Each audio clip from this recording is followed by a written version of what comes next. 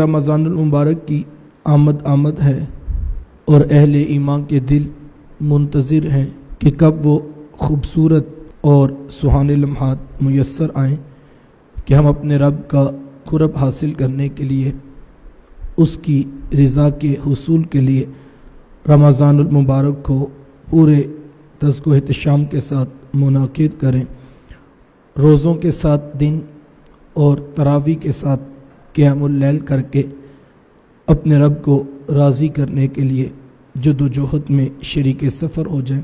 ارشاد فرمایا، یا ایھا الذین آمنوا، اے ایمان والو، کتب علیکم الصیام، تم پر روزے فرض کیے گئے، کما کتب علی الذین من قبلکم، جس طرح کہ تم سے پہلوں پر فرض کیے گئے تھے، لعلکم تتقون، تاکہ تم متقی بن جاؤ۔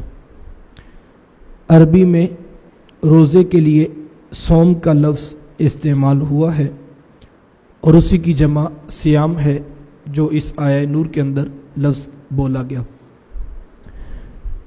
صوم کا معنی کیا ہے؟ الصوم فی اللغت الامساک، لغت میں صوم کے معنی امساک یعنی رک جانا کے ہیں۔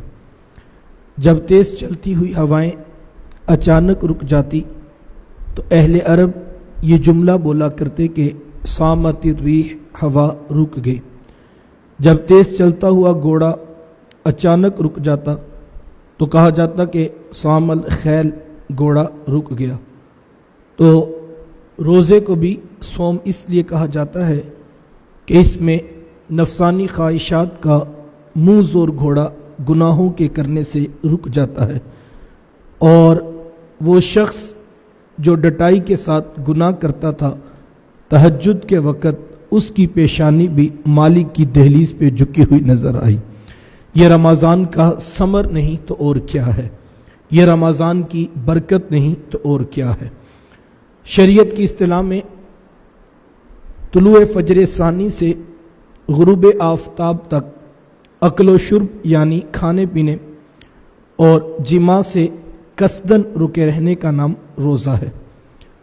حضور علیہ السلام رمضان المبارک سے قبل ایام 20 کے روزے رکھا کرتے تھے۔ ہر چاند کی 13، 14 اور 15 تاریخ کو جو روزے رکھے جاتے ہیں انہیں ایام 20 کے روزے کہا جاتا ہے۔ عاشورہ کا روزہ بھی میرے حضور کا معمول زندگی تھا۔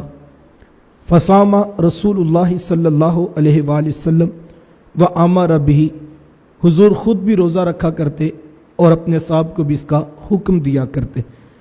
لیکن جب سن 2 ہجری واقعہ بدر سے 1 مہینہ قبل رمضان المبارک کے روزوں کی فرضیت کا حکم آ گیا تو پھر رخصت دے دی کہ جس کا جی چاہے وہ عاشورہ کا روزہ رکھے اور جس کا جی چاہے وہ چھوڑ دے۔ کیوں؟ اس لیے کہ اب رمضان کے روزے فرض کر دیے گئے ہیں۔ حضور علیہ السلام کی حیات طیبہ میں کل 9 رمضان آئے ہیں، جن میں سے 7 رمضان 29 کے ہوئے اور 2 رمضان 30 پر مکمل ہوئے۔ روزے بعض اوقات 29 ہوتے ہیں اور بعض اوقات 30 ہوتے ہیں۔ یہ ہمارے ہاں کبھی 29 پر چاند نظر آ جائے تو کچھ لوگ ان کا مزاج سخت ہو جاتا ہے اور یہاں تک کہہ دیا جاتا کہ لو دیکھو لوگوں نے ایک روزہ کھا لیا۔ تو میں یہ کہتا ہوں کہ کس کے اندر حوصلہ ہوگا کہ وہ کروڑوں لوگوں کے روزے کا بوجھ اپنے کندھوں پر اٹھا لے؟ اس کی ذات کو اس سے کیا فائدہ حاصل ہوگا؟ لیکن ہمارے ہاں اس طرح بھی تبصرے کیے جاتے ہیں۔